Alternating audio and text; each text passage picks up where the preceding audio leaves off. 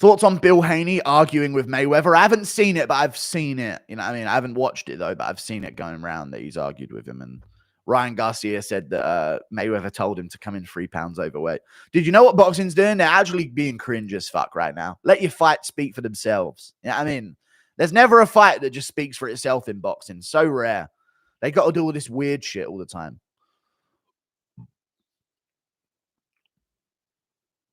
Like Mayweather arguing with... put it this way. Mayweather arguing with Devin Haney's dad is like the equivalent of... What's it the equivalent of? Chris Weidman arguing with like... Sorry, Chris Weidman's dad arguing with Anderson Silva. You know what I mean? For no... Like, why? Why are we doing this? Not even like in terms of who beat who type thing, but it's just like the... What is boxing sometimes, dude? At least the fighters go at each other on FaceTime. They're not arguing with some random guy's dad.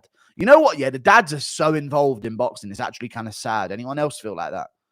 When you look at the son's eyes, Devin Haney, Teofimo Lopez sometimes, and you look at him and you're like, damn, dude, you aren't his son. You're his way out of a shit life that he was destined. You know what I mean? Hasim Rahman, I mean, that's different because his dad was actually more successful, and Hasim Rahman Jr. is actually shit as fuck. I think he's on like an 8-fight losing streak right now. But either way, even Fury, yeah, exactly. Fury, Tommy Fury. I kind of found it wholesome because it was like, dude, what else are you going to do with your dad? You know what I mean? They could just sit in a pub and drink, but they're actually touring the world together. So with Tommy Fury, it was a bit different. But I still found it weird. But I understood it. Like, okay, this is like them spending father-son time as boxing fans, you know?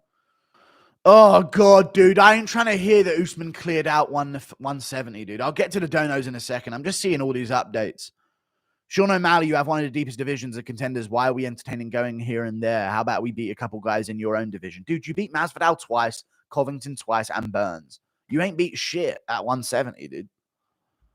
Honestly, annoying. Like, ain't beat shit at 170. Covington is shit. He fought him twice. He nearly lost the first fight. Had it rigged for him badly. Second fight should have been a draw as well, and Covington did not earn the rematch. Yeah, I mean, Masvidal got it in the first place, but then just got 2 out of it, basically, because he dared to step in on short notice. I didn't pick Covington the second time, actually. I actually picked Usman by round 2 KO the second time, and it nearly happened. And then Burns. Ooh. You know what I mean? Fuck off. Listen, I like Kamaru Usman. I don't know why you said Marty. I like Kamaru Usman. I think he's a G. But I hate this, like, clear out your division like me. Him clearing out his division would be like, okay, let's see if Vera wins a fight, and then he'll fight Vera again. You know what I mean? And then let's see if he gets Sandhagen twice. That's him clearing out the division, according to Kamaru Usman. He didn't fight no contenders outside of these fucking gimme fights against former 155ers.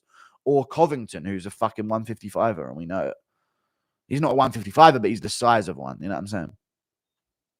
Okay, so we got Louisville main event, Cannonier versus Imavov. Does anyone know what weight class Buckley versus Ruzaboev is at? Because it might be at 185.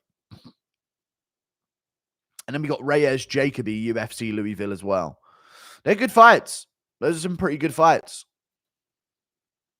Did you see all the new fight news? Cannonier versus Imavov, Reyes Jacoby. I hate Van versus Tatsuro Taira. And I don't know what weight class Nursultan Ruzaboev versus Buckley is in. I think it's at 185. I mean, Nursultan can make 170, but on this short of notice, I just don't think he would. So it's an interesting one, you know? You never know. Thank you for the $5, dude. I did see all of them, yeah. Sick fights. Really good fights. Stacking those 2 up-and-coming crowd and events. I really like... Oh, wait, no, it's Louisville, not St. Louis. Okay. Never mind, I take it all back. Actually, Cannonier and Imavov's kind of a shit fucking main event. Not worth a crowded arena, but it's all good. I'll stop complaining. Double C gave instructions to... Colby Covington gave instructions to Ian. He has to reactivate his comms and do other things, but Ian can't even reactivate his comms. Colby Covington is right to not sign anything. You know what? No, he's fucking not. Obviously, Ian Garry isn't going to absolutely embarrass himself and his wife to get a fight with Covington. Covington is setting unrealistic parameters for a fight with Ian Garry. He's a pussy, dude. Covington, if he doesn't fight Ian Garry, what is the next best move for you, dude? Like, seriously, chat, yes or no, Ian Garry is unironically the best move for Covington's career moving forward. And if he don't take this, fuck him, man. I'm done. I like real fighters, man. I like real fighters. I ain't in this for this Covington shit. And I remember when Covington was a real fighter. I remember when Covington fought Maia, then RDA, and then came in, fought Lawler on like 2 weeks' notice with a cut over his eye. Then went out there, let it all hang out on the line against Usman. You know what I mean? And then wanted Woodley after that. Like, I remember when Covington was a real G in the fight scene. And now it seems like, dude, if you don't fight Ian Garry, you ain't got. What's your next best option? I genuinely think you don't beat Jeff Neal. Like, you need to be careful here. You're small. You're frail. You don't throw punches with any conviction. You clearly don't trust your chin anymore. You have no kicks. You're shorter than everyone, thinner than everyone, while being shorter. This is your shot against Ian Garry. And if it ain't against Ian Garry, maybe he's waiting to see if 165 gets announced. But just get a fight going, man. Co-main event of a McGregor card. Come on, dude. What's better than that? Ian is kind of mogging Colby right now. He is. Colby needs to cook up another Layla diss video ASAP. No, dude. You know what Colby needs to cook up? A fucking signature on a contract. Colby ain't ducking. Ian just ain't do the Constitution.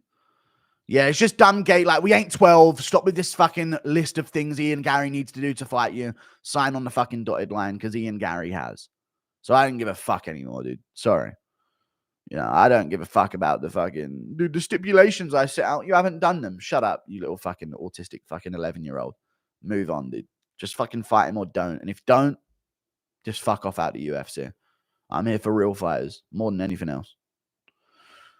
Thank you for the 5. How is Colby ducking? I haven't seen anything. Ian Garry's messaging him. And listen, the fight would be made by now if Covington had said yes. I think it's on Covington. There's no reason for Ian Garry to lie and not actually want that fight. That's the biggest fight for him. It'd be on the McGregor pay-per-view card.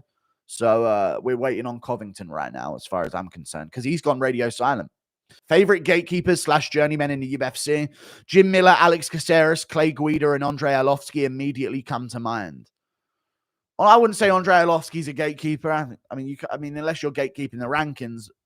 I mean, you are naming people that are gatekeeping the rankings. So I'd say, you know what?